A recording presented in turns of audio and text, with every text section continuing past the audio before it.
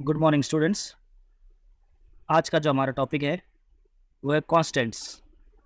Constants क्या होते हैं और हम इन्हें कहाँ पढ़ते हैं।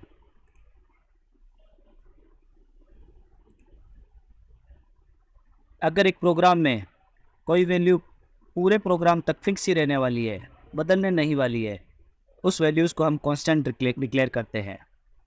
वो वैल्यूज़ जो पूरे प्रोग्राम में फिक्स रहने वाली है, बदलने नहीं वाली है, उन वैल्यूज़ को हम कांस्टेंट डिक्लेयर करते हैं।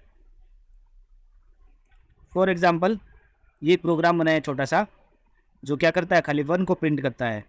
1 प्रिंट हो चुका है, प्रोग्राम सही है।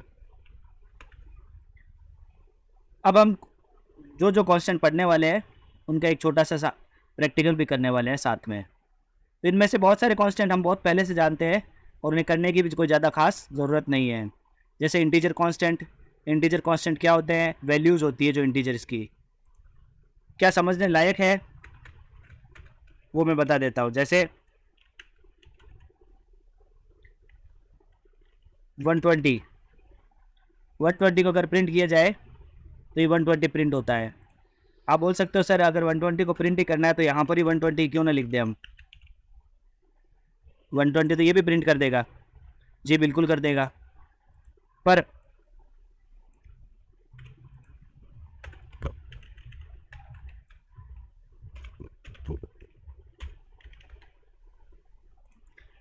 दो 120 प्रिंट हुए, एक ये और एक ये।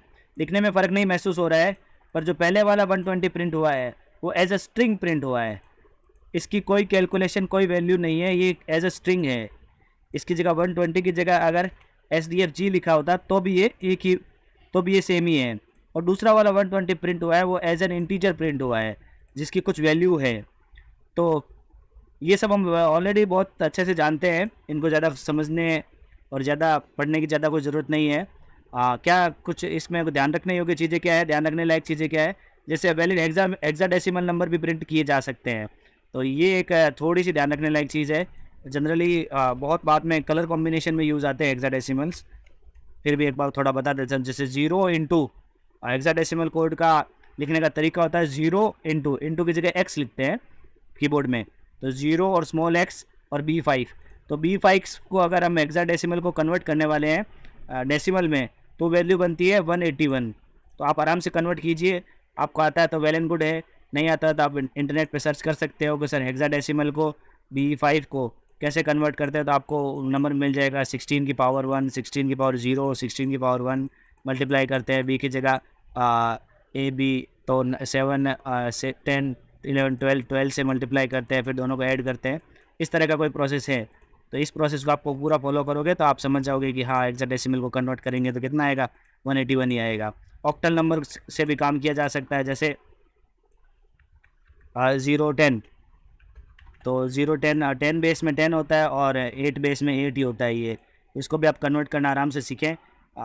क्या इनवैलिड और क्या वैलिड है ये हम बहुत पहले से जान भी चुके हैं। जैसे कॉमा नंबर में लगाना इनवैलिड है, RS लिखना, जी लिखना, क्योंकि जी किसी भी हेक्साडेसिमल तक में नहीं आता है। कॉमा लगाना, और 9 ऑक्टल नंबर में 9 आ नहीं सकता है। तो ये कॉमन सी चीज़ें हैं, इनमें पढ़ने लायक कुछ ज़्यादा खास नहीं है। रियल कॉन्स्टेंट्स कौन से होते हैं आप इसको कंप्यूटर पे खुद करिए और देखिए ये वैल्यूज़ कैसे काम कर रही है। वैलिड वैल्यूज़ को डाल के देखिए और साइंटिफिक वैल्यूज़ को कैसे काम करते हैं, कहाँ का यूज़ ले सकते हैं हम। तो ये आराम से करिए। क्या पढ़ने लायक चीज़ें हैं वो मैं आपको बता देता हूँ। जैसे बैकस्लैश कैरेक्टर्स हैं, इनकी कुछ वैल्यूज़ है वो काम आती है हमारे प्रोग्राम में। तो हमने जब सबसे पहला प्रोग्राम बनाया था, जब मैंने लिखा था /n नाम की कोई वैल्यू डाली थी, तो मैंने बताया था कि सर आपको अभी आपको शायद समझ में नहीं आ रहा होगा, पर अब आपको समझ में आ जाएगा। जैसे /n कहाँ यूज़ होता है, तो ये बैकस्लैश कैरेक्टर्स है। /n ये क्या होता है? Inserting new line. ये प्रोग्राम में नई लाइन को इंसर्ट करता है। तो 1 और उसके बाद में /n, तो नई लाइन आ गई, और 2। तो आउटपुट भी ऐसा ही है, 1 और 2 में एक स्पेस आया है क्योंकि /n के आगे एक स्पेस है इसलिए। तो वापस इसको डिलीट कर देते हैं, तो 1 और 2 प्रिंट हो चुका है। ऐसे ये सारी वैल्यूज़ है, आप इनको भी करके देखें। मोस्टली काम /n आता है, /t कभी कभी काम आता है। जैसे /t का एक टैब प्रोवाइड करता है, टैब मतलब बहुत सारा स्पेस। तो आप /t1 और टी हॉरिजॉन्टल टैब को प्रोवाइड करता है, तो इसने अच्छा खासा स्पेस बीच में प्रोवाइड कर दिया है। और आप इस बाकी सब देखिए, फॉर्म फीड को देखिए, कैरिज रिटर्न को देखिए। स्लैश आर क्या करता है, स्लैश आर कर्सर को फर्स्ट वैल्यू पे लेके आ जाता है, लाइन के स्टार्टिंग में लेके आ जाता है। या ऑनलाइन में ये शायद होगा कि नहीं होगा, पर अगर आप एडिटर में कर रहे हैं इस काम को तो ज़रूर आपके पास आउटपुट आएगा, जिसमें आप जैसे स्लैश आर डालेंगे इसके आगे, तो जो कर्सर है हमारा वो 1 2 पर तो यहाँ पर आ जाएगा, बाय डिफ़ॉल्ट आ जाएगा, हमें लाने की ज़रूरत नहीं रहेगी उसमें।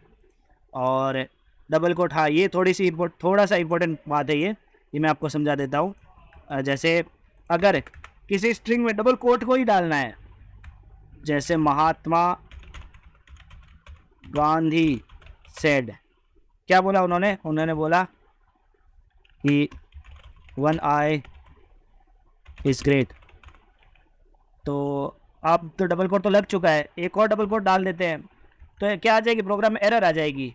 क्यों आ जाएगी एरर, क्योंकि जो सी का कंपाइलर है वो क्या समझता है कि डबल कोट यहाँ से शुरू हुआ या ख़त्म हो चुका है, तो इसको ये नहीं पता कि डबल कोट डालना ही है। तो अगर ऐसी कंडीशन आ जाए जब स्ट्रिंग में या प्रिंटफ के फंक्शन में डबल कोट ही डालना है, तो हम बैक स्लैश के साथ में डालते हैं। तो जैसे ही मैं यहाँ पर बैक स्लैश डालूंगा, कंप्यूटर ये समझ जाएगा क्या चाहिए, तो डबल कोट ही है। तो अब जैसे ही मैं डालूंगा इसके साथ एक और बैक स्लैश के साथ डाल देता हूँ और एक डबल कोट इसको एंडिंग के लिए डाल देता हूँ। अब जैसे जो आउटपुट आने वाला वो कैसा आएगा, Mahatma Gandhi said 1 I is great, तो डबल कोट भी प्रिंट हो चुका है। तो ये प्रिंट करने के लिए हम slash double quote slash single quote slash slash, तो ये चीज़ें यहाँ पर थोड़ी बहुत काम की है, आप इसे पढ़ें, एग्जाम में भी शायद एक मार्क्स का क्वेश्चन आ भी सकता है।